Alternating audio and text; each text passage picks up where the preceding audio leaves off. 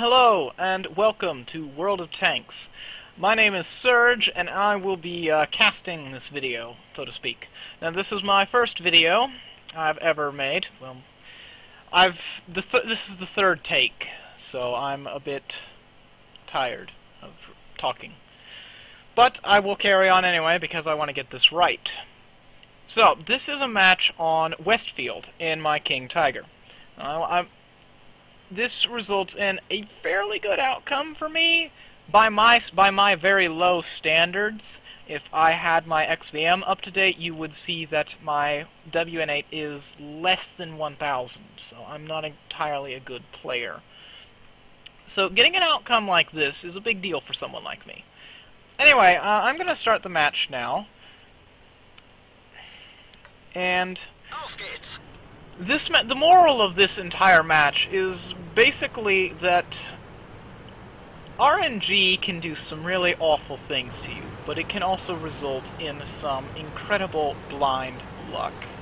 It really is impressive how simple luck can get you through a match. So I'm going to make the first in a very long line of mistakes here, and I am going to go town. The north part of town, to be specific, on Westfield in a top tier heavy. This is not a good decision. I do not recommend it. So,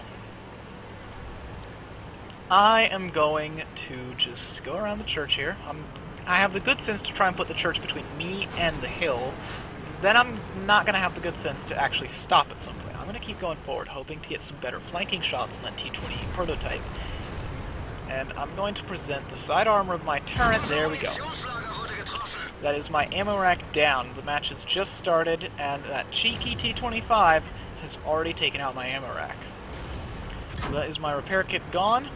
There's somebody over there who's shooting at me. I think it's the IS. So he bounced, though, so I'm not necessarily in bad shape. Now, the T-28 prototype over there dies without me doing any damage to it, so it's not what I was hoping for. I was hoping to at least get the killing shot. But I do know where that T-25 is. I'm going to head over there, and Artie is going to tell me to stop camping.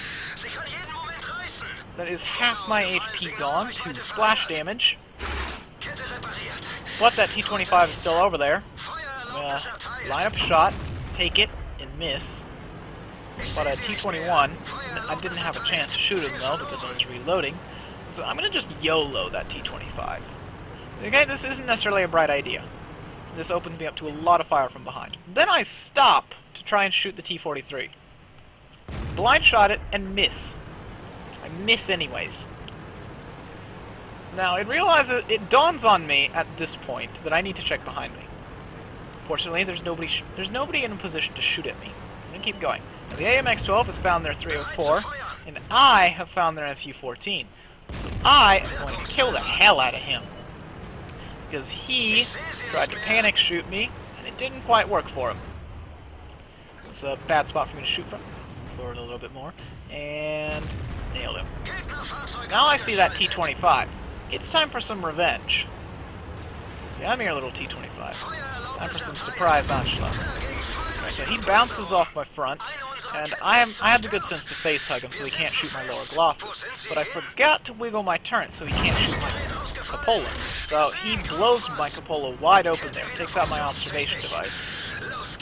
And him and I are just going to grind a bit here until I finally kill him. Now, I'm still taking fire from that ridge there.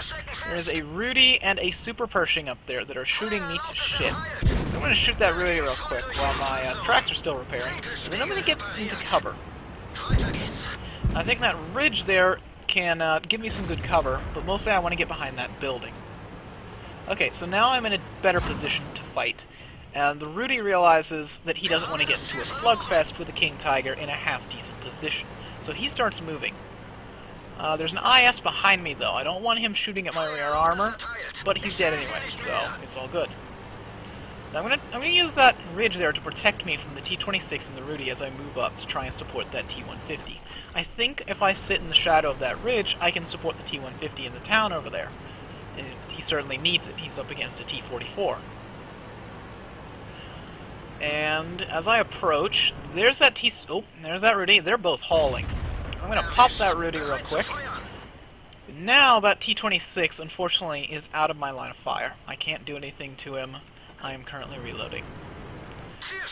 I spot the T-44, and I get distracted for a moment. Then gives the T-26 a bit of respite, but I do shoot him.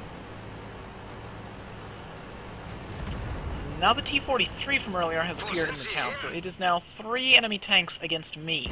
I'm going to shoot the T-26 and bounce. Start taking fire. Now the T-26 is shooting AG at me. And the T-44 has just hit my mantlet and taken out my gun.